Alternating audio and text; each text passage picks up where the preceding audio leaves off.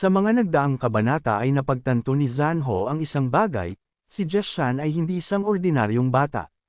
Siya ay isang bihasang mandirigma na may malalim na karanasan sa mundo ng Jiangho.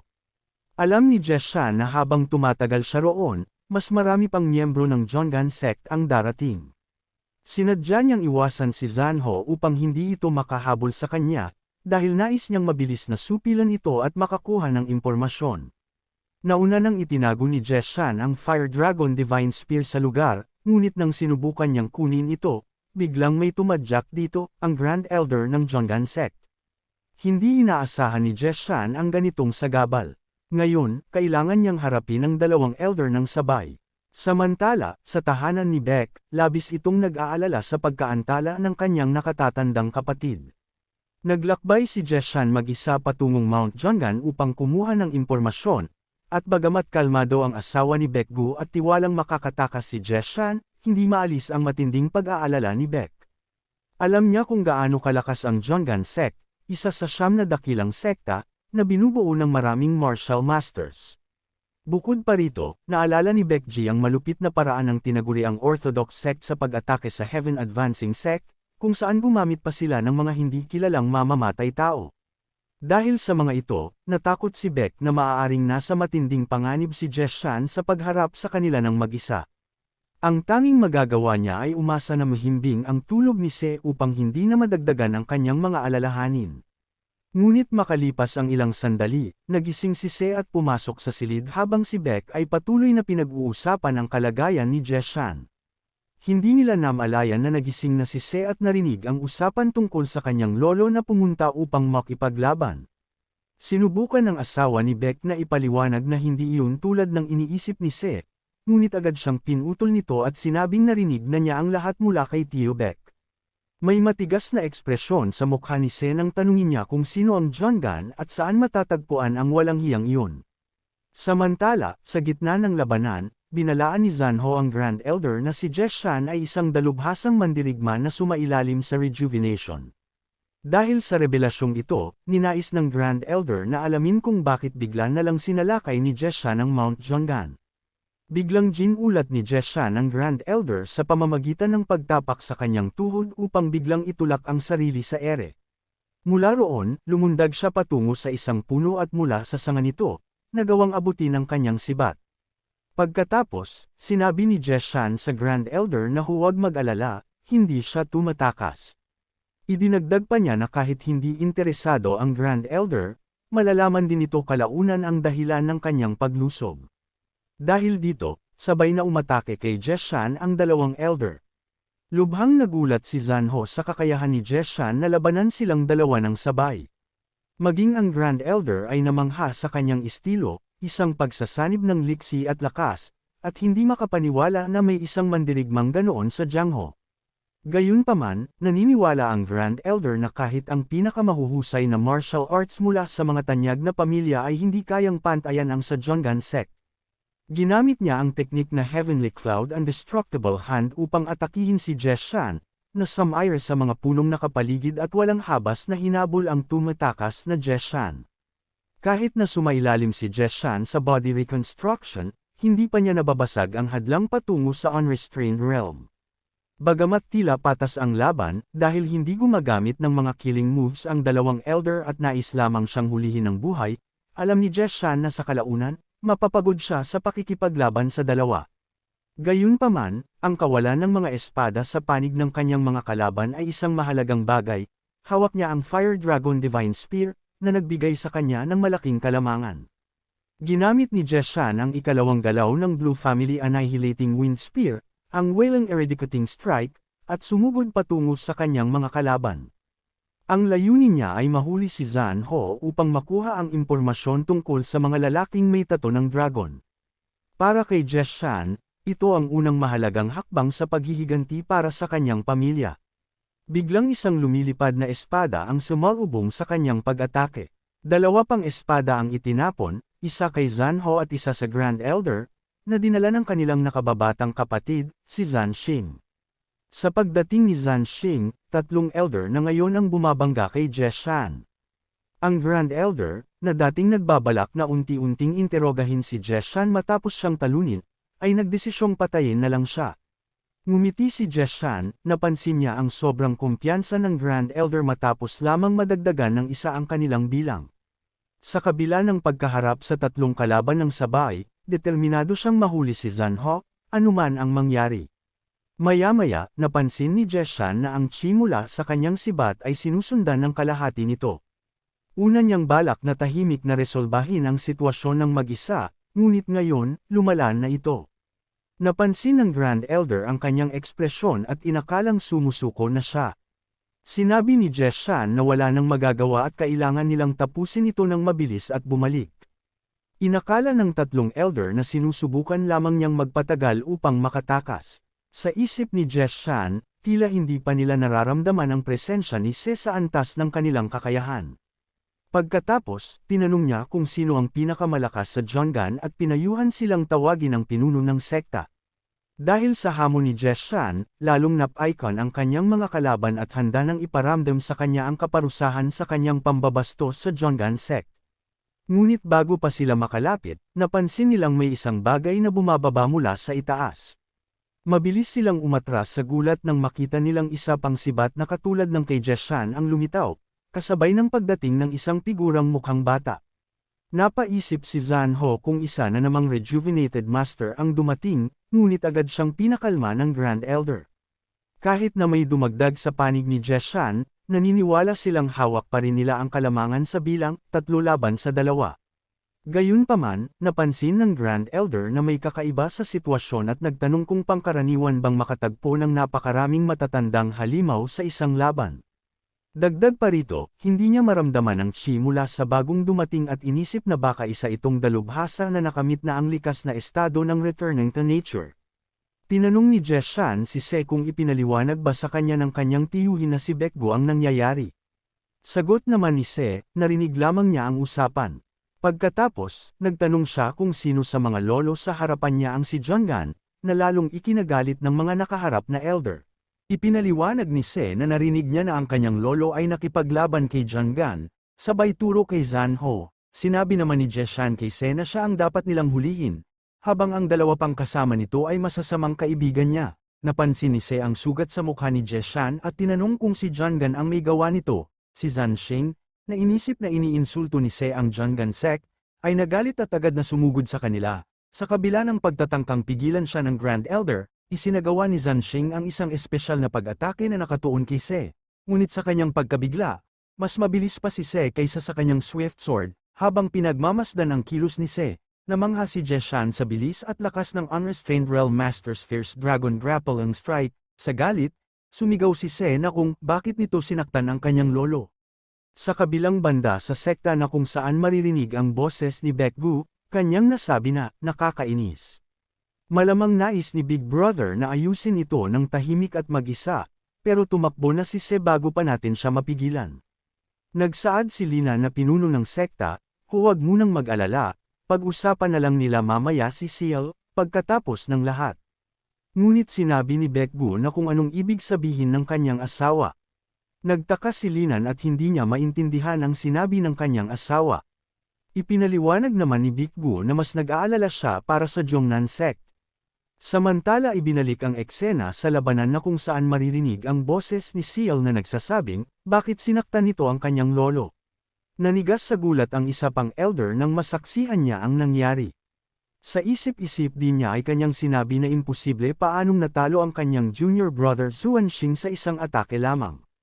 Dagdag pa niya habang pinagmamasdan niya si Seal na kung ano ang nangyayari sa pagkakataong ito.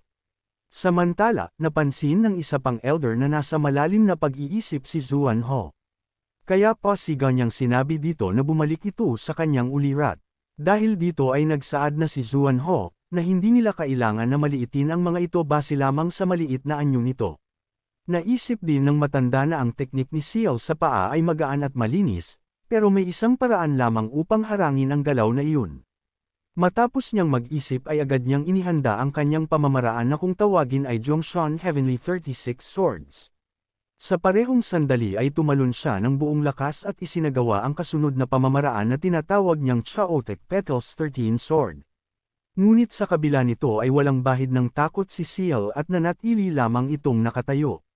Napatawa ang isang elder at kanyang sinabi na ito ang eksklusibong kakayahan ng Zhongshan, kung saan ang di mabilang na sword chi ay kumakalat tulad ng mga talulot ng bulaklak at walang habas na humahabol sa kalaban. Kaya hindi niya kailanman maiiwasan ang pag-ataking ito. Subalit, ginamit ni Ciel ang pamamaraan ng kanilang pamilya na kung tawagin ay Liu Family's Immortal Wind Step. Nang masaksihan ito ni Zeshan, ay napangiti siya at napabulong sa kanyang sarili na, ang galaw ng mga immortal na dumudulas na parang hangin. At gumagalaw siya tulad ng hangin. Dumadaan sa mga espada na bumabagsak tulad ng mga talulot ng bulaklak. Sa mga sumunod na sandali ay nagulat ang elder nang makita niyang nasa harap niya ang bata. Sa pagkabigla ng elder, ay ginamit naman ni Ciel ang Liu Family's Annihilating Wind Spear, ang ikaapat na galaw ng Soul Chasing Flash. Ngunit bago pa man ito pakawalan ni Ciel ay biglang ginamitan siya ni Zeshan ng sound transmission, na nagsasabing ang iyong Annihilating Wind Spear ay may sapat na lakas upang patayin kahit ang isang transcendent expert sa isang suntok. Maliban na lang kung nasa panganib ang iyong buhay, dapat mo itong gamitin ng maingat. Nang marinig ito ni Ciel ay agad niyang binago ang post-aura ng kanyang sandata. Sa sandaling ito ay nakakita ng pagkakataon ng matanda ng isang opening para makagawa ng kanyang atake. Ngunit bago pa man niya magawa niya tamaan si Ciel ay mabilis itong gumalaw na kanyang ikinagulat. Inilapat ni Ciel ang kanyang palad sa dibdib ng elder, at ginamit ang ikatlong galaw ng pamamaraang Liu Family's Heaven and Earth Palm Technique, na tinatawag ng kanyang lolo na Soaring Bullet Strike. Sa lakas ng teknik na ito ay tumagos sa katawan ng elder ang chi na parang isang bala ng baril. Bukod pa rito ay nadamay din ang isa pang elder, na tumilapon patungo sa malaking puno. Ang elder na tumanggap ng pamamaraan ni Ciel ay dahan-daang nawawalan na ng malay, habang si Zeshan naman ay manghang-mangha sa ginawa ng kanyang apo. Na habang siya'y nakahiga dahil sa katandaan, naabot na ni Ciel ang rurok ng martial arts ng pamilya Liu. Samantala, hindi makapaniwala ang isang elder sa nangyari sa kanila, dahil ang mga elder na inilaan ang buong buhay nila sa martial arts ng Zhongnan ay natalo lamang ng mga bata. Natakot din siya ng kanyang maisip na, huwag mong sabihing nasa unrestrained realm na siya. Ang matandang halimaw na iyon ay talagang nasa unrestrained realm. Kung ganoon, maliban na lang kung dumating dito ang apat na Panginoon ng kanilang sekta, ay hindi nila ito matatalo. Habang nasa matinding pag-iisip siya ay bigla siyang sinabihan ni Ciel na ikaw na lamang ang natitira Zhongnan. Nang marinig ito ni Zhongnan ay natakot siya at kanyang nasabi na hindi niya alam kung bakit, pero siya ang pantirya ng bastardo. Pero upang malaman niya ito ay agad siyang tumakbo ng mabilis upang humingi ng tulong sa apat na Panginoon ng kanilang sekta. Nabahala naman si Zeshan sa ginawa ng elder, kaya sinabihan niya si Ciel na gustong tumakas ng elder. Kaya huwag nila itong hayaang makatakas. Agad nila itong sinundan sa kagubatan at sa bilis ng kanilang pagtakbo ay nag-iiwan ito ng bakas. Sa parehong sandali ay patuloy nilang hinabol ang elder. Sa mga puntong ito ay nadaanan nila ang ilang mga disipulo ng kanilang hinahabol. Napalingon ang dalawa nang marinig nila ang mabilis na dumaan malapit sa kanila. Dahil dito nakita ng mga disciples sina Zeshan at Ciel na kanina pa nila hinahanap. Sigurado din ang isa na ito ang bastardong sinasabi ng martial uncles nila. Nang makita ito ni Zeshan ay kanyang nasabi na talagang nagdala ng mga first generation disciples ang isang ito. Hindi rin sila dapat mag-aksaya ng oras ng dahil lamang sa mga maiingay na ito. Huminto siya at sinabihan niya si Ciel na siya na ang bahala dito, at dapat ay mahuli nito si Zhongnan. At huwag hahayaang makatakas ito. Agad naman na sumang-ayon si Ciel bilang pagtugon. Naramdaman ng elder na nakasunod si Ciel sa kanyang. Napangiti siya at kanyang sinabi na, kayabang naman na habulin siya. Isa siya sa pinakamagaling sa Zhongnan pagdating sa body light ng teknik. Lumingon siya sa kanyang likuran at nang makita niyang wala na sa likod niya si Ciel, ay nasabi niya na gaya ng inaasahan ni hindi man lang makahabol ito sa kanya. Ngunit napalingon siya sa lupa dahil napansin niya ang isang anino na nakasunod sa kanya. Kaya agad niyang tinignan sa itaas kung kanino ang anino na kanyang nakita. Nang sandaling makita niya si Ciel ay nagulantang siya dahil sa tumatakbo si Ciel sa hangin. Tahimik na nakasunod si Ciel gamit ang pamamaraan na tinatawag na Void Step. Hindi makapaniwala ang elder sa kanyang nakikita at kanyang nasambit na kung nananaginip ba siya ngayon.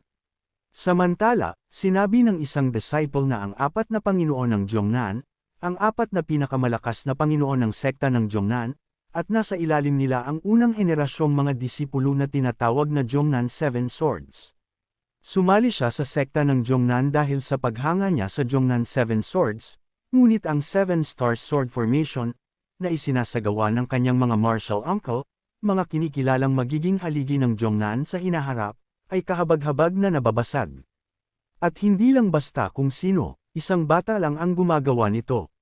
Sa puntong ito ginamit na ni Jeshan ang ikatlong galaw ng Liu family's Annihilating Wind Spear, na kung tawagin ay Spin ng Dragon Annihilating Slash, dahil dito isa-isang nilamon ng pamamaraan ang mga disciple ng Jongnan. Sa lakas din nito ay tumilapon ang lahat na parang dinaanan ng isang bagyo. Pinagpawisan ng isang disciple nang masaksihan niya ang isang malakas na atake. Sinabihan din siya ni Jeshan na siya na lamang ang natitirang mag-isa, at siya din ang nagdala ng mga kasama nito. Sa takot ng disciple ay agad siyang lumuhod at nagmakaawa na huwag siyang papatayin. Ngunit sinabihan siya ni Jeshan na narinig niya na tinawag siya nitong bastardo. Nang inag sa takot ang disciple sa sinabi ni Jeshan, kaya agad siyang nagpaliwanag na isa lamang itong hindi pagkakaintindihan. Dahil ang sabi niya, may tatlong bata. Subalit, ipinatong ni Jeshan ang sibat sa kanyang ulo at sabay na sinabing, dadalawa lamang sila dito. Pero bigla niyang naalala si Seal kaya tinignan niya ang direksyon kung saan tumakbo ang elder. Nasabi din niya na dapat ay nahuli na ni Seal ang elder na ngayon. Samantala, napaisip ang disciple habang kanyang pinagmamasdan si Jeshan, na hindi niya inakala na ipapakita niya sa kanya ang kanyang likuran habang may espada siya sa harapan. Dagdag pa niya na kaya niyang putulin ang batang iyon sa isang pag-atake ngayon din. Ngunit dahil sa kanyang nasaksihan at aura ni Jeshan, ay nagdalawang isip siya dahil sa hindi bata ang nasa harapan niya. Kaya mas mabuting tumakas na lamang siya sa ngayon. Ngunit kahit nakatalikod si Jeshan ay alam niya ang plano nito, kung gusto mong tumakas, dapat ay patungo ito sa inyong sekta. Pinagpawisan ang disipulo nang marinig niya ang sinabi ni Jeshan. Ngunit nilakasan pa din niya ang kanyang loob at dumaan sa harapan ni Jeshan, na sa loob-loob pa nga niya ay kanyang sinabi na maghintay lamang ito, dahil dadalhin niya ang apat na masters ng sekta upang patayin ito. Ngunit bigla siya napahinto nang makita niya ang nasa harapan niya. Nakangiting sinabi ni Jeshan na kung ano ang ginagawa nito, bakit hindi na ito tumakbo. Ibig bang sabihin nito ay hindi niya may galaw ang kanyang paa. Habang pinagmamasdan niya ang kanyang elder na hila-hila ni Seal ay tumulo ang kanyang pawis. Napabulong din siya na binabanggit ang pangalan ng elder na Zuanho. Napansin din niya na hindi pa ito patay kaya ibig sabihin, tinamaan ang pressure point niya. Ngunit nang makita niya ang hitsura ni Elder Zuan ay biglang nanlambot ang kanyang tuhod at kanyang nasabi na hindi, binugbog siya hanggang sa mawalan ng malay. Samantala, ipinaalam naman ni Seal sa kanyang lolo na nahuli niya na si Jongnan. Dahil nakarating ka na sa part na ito ay inaanyayahan kita na pindutin ang like at mag-subscribe at i-on ang notification bell. At kung gusto mo naman na suportahan ng matindi ang bidang hangal na ito ay maaari mo ding pindutin ang super thanks sa ibaba para mas lalong ganahan ang hangal na ito. Maraming salamat mga bida. Agad na kumuha si Jeshan ng isang bulaklak bilang gantimpala para sa nagawan ng kanyang apo. Inilagay niya ito kay Seal at nakangiti niyang pinuri ang kanyang apo. Natuwa si Seal sa binigay ng kanyang lolo at nagtanong na kung maganda ba siya. Agad naman na sumagot si Jeshan at kanyang sinabi na siyempre, si Seal ang pinakamaganda sa buong mundo. Pagkatapos inutusan niya ito na mangguha pa ng ilang mga bulaklak para sa kanyang mga uncles. Muling natuwa si Seal, at kanyang sinabi na magugustuhan din ito ng kanyang mga uncles. Ngunit inosenteng napatanong si Seal na kung saan naman nila ilalagay ang bulaklak. Nang marinig ito ni Jeshan ay agad niyang pinigilan ang kanyang tawa, at sabay na sinabi na maari niya itong ilagay sa likod ng tenga. Nang maunawaan ito ni Seal ay agad siyang tumakbo habang kanyang sinabi na kung ganun siya ay maghahanap na ng magagandang bulaklak. Binigyan naman siya ng ngiti ni Jeshan at sinabing maglaan ito ng oras at magdala ng marami. Nang makaalis si Seal ay biglang naging seryoso si Jeshan, na sa loob-loob pa nga niya na walang mabuting may dudulot kay Seal ang masaksihan ang malupit na eksenang magaganap mula ngayon. Pagkatapos nito ay pinagsama-sama ni Jeshan ang lahat ng mga disipulo na kanyang binugbog kanina. Napaisip ang isa na kung niloloko ba siya ng kanyang mga mata ngayon sa kanyang nakikita. Samantala, pinagsasample ni Jeshan ang elder dahil sa hindi ito nagsasalita patungkol sa mga lalaking may tato sa leeg. Subalit, sa kabila ng ginagawa ni Jeshan ay mariin pa ring hindi nagsalita ang elder patungkol sa gustong makuha ni Jeshan na impormasyon. Naging seryoso si Jeshan sa pagiging matigas ng elder. Kinuha niya ang espada ng elder at kanyang sinabi na kung gayon ang kaso ay malalaman nila kung hanggang saan ang pagiging matigas nito. Sa ginawang pagtutok ni Jeshan sa kanyang leeg, ay napamura ang elder at kanyang sinabi na kung sino sa tingin nito si Jeshan. At kung sa tingin din ba ni Jeshan ay matatakot ang Jongnan sa banta nito. Sinabihan siya ni Jeshan na iniisip mo sigurong patatawarin kita kung magsasalita ka, pero kahit gawin mo iyon, mamamatay ka pa rin. Gayunpaman, kung isasama niya ang kawawang mga disipulo mo sa kabilang buhay o hindi, ay nakasalalay sa iyong desisyon. Nang makita ito ng elder ay napasigaw niyang minura si Jeshan at tinawag na demonyo. Paano mo nagawang gumawa ng ganitong kalupitan sa anyo ng isang bata? Naging matalim ang titig ni Jeshan nang marinig niya ang sinabi ng elder. At seryoso niyang sinabi na sinong mag-aakalang maririnig niya ang mga salitang yan mula sa isa sa mga halang bituka na pumatay sa kanyang inosenteng pamilya. Nang marinig na seryoso ang sinabi ni Jeshan ay nagtanong siya na kung anong sinasabi nito. Sinabihan naman siya ni Jeshan na kung talaga bang hindi nito alam. Muling nagsaad ang elder na huwag ka nang magsayang ng oras. Patayin mo na lang kaming lahat. Kahit ano pa yan, hinding-hindi kita bibigyan ng sagot. Ngunit malamig naman na sumagot si Jeshan na huwag itong mag-alala dahil gagawin niya iyon mamaya. Ngunit natakot ang isa kaya pasigaw niyang sinabi sa elder na hindi niya alam kung ano ito pero nakikiusap siyang sabihin na nito ng mabilis. Dahil sa pagkakataong ito, papatayin silang lahat. Ipinikit ng elder ang kanyang mata at sinabihan ang kanyang disipulo na nakatalaga na tayong mamatay mula nang isilang tayo. Ipagtanggol ang karangalan ng Jongnan hanggang sa huli. Sinabihan naman ni Jeshan ang mga disipulo na nanghihinayang ako sa inyo. Subalit walang intensyon ng iyong Grand Marshal na iligtas ang iyong mga buhay. Itinaas ni Jeshan ang kanyang espada at kanyang sinabihan ang disipulo na kung ganon, mauna na ito at hintayin sila isa-isa. Napamura naman ang disipulo dahil sa mukhang katapusan niya na. Ngunit minura naman siya ng isa na ang lakas naman ng loob nitong magmura sa harap ng elder. Nagsaad din ang isa na itigil mo na ang iyong kaiyahiyang gawain at mamatay ka ng may dangal. Ngunit nagsaad ang disipulo na bakit kailangan niyang mamatay. Patungkol ito sa mga lalaking may tatang dragon o kung anuman. Kaya bakit kailangan niyang mamatay? Dagdag pa niya na hindi niya alam kung nabuhay na kayong ng sapat kagaya ng Grand Elder, pero hindi pa siya. Tapos sinabi niyong mamatay ng may dangal. Ang hirap na ng pinagdaanan niya hanggang ngayon, kaya wala siyang pakialam sa dangal na yan. Pasigaw din niyang sinabi na kung nagpagod siya ng ganito sa sekta hanggang ngayon, hindi ba nararapat lang na iligtas siya kahit minsan? Bigla namang naawa ang elder sa sinabi ng kanyang disipulo. Kaya nagsaad siya na tama ang sinabi ni Wu Kuang. Tinanong din niya si Jeshan na kung sasabihin niya ang lahat dito, maari ba nitong hayaang mabuhay ang mga bata? Agad naman na tumugon si Jeshan na gagawin niya ito. Nakiusap ang din ng elder na kung maari ay maglagay si Jeshan ng chi sa kanilang kinatatayuan upang hindi marinig ng mga disipulo ang impormasyon. Dahil magdudulot ng panganib ito sa kanila kapag malaman nila ito. Agad naman na ginawa ito ni Jeshan. Pagkatapos ay sinabihan niya na ang elder na sabihin na sa kanya ang nalalaman nito.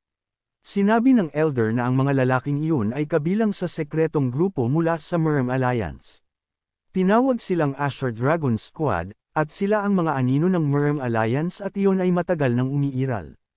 Ang katotohanang nagawa nating manalo sa dakilang laban ng Orthodox at Demonic ay dahil din sa kanilang mga lihim na operasyon.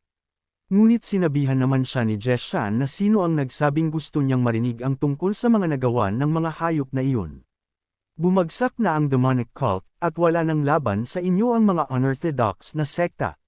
Tinanong din ni Jeshan na kung bakit patuloy pa ring pinapanatili ng Merm Alliance ang isang lihim na organisasyong tulad nito. Agad na sumagot ang elder na hindi niya alam ang kanilang layunin o misyon.